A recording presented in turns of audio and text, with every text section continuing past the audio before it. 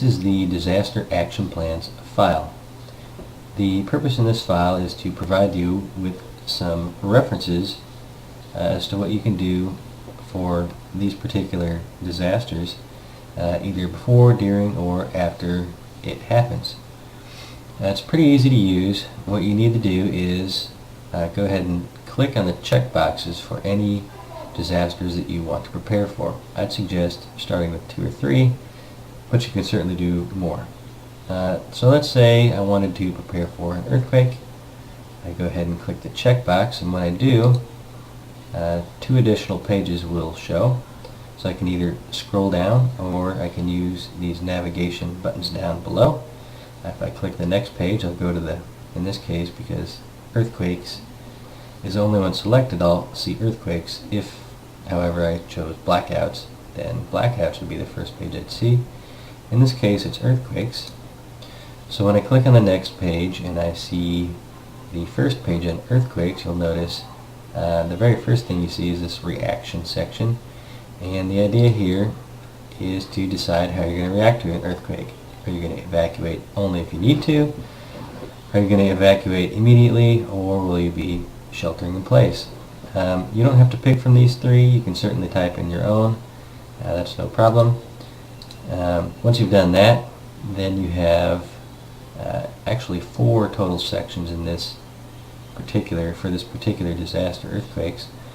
The first 2 you see here, one of them's immediate reactions, and those would be the actions you would take during an event. Obviously, you're not going to stop and reference these during an earthquake because you won't have time. There are other disasters, for example a hurricane, where you might be able to do so. The idea here, however, is to go ahead and go over these with your family, most of it's common sense, of course, but go over them, make sure they understand. Specific information, this happens to be additional information that could be during an emergency that just really didn't fit anywhere else, so it's just kind of good things to know. If we move on to the second page of the earthquakes disaster, we see 2 other sections. One of them is the mitigating actions, or actions that you can take to reduce or minimize the effects of, in this case, an earthquake. And then recovery activities would be the things that you can do to deal with the aftermath of an earthquake.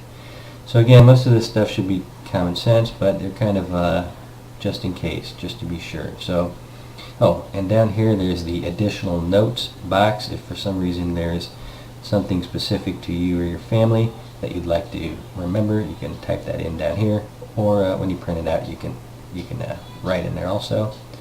So although you can checkmark these check boxes if you'd like, personally, when I do this, I just print mine off, and then I stick it in my emergency binder, and then as they've been done, I'll check them off myself.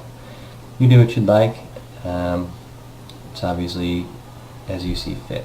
And again, we just looked at earthquakes. You could choose, let's look at extreme heat.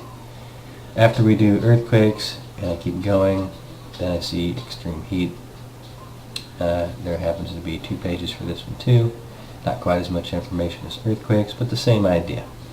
Okay, and if I want to navigate back to the very front page, I can click here on the bottom where it says first page. And really that's all there is to it. Once you save your work and then print out the appropriate pages, stick it in your emergency binder, and there you go.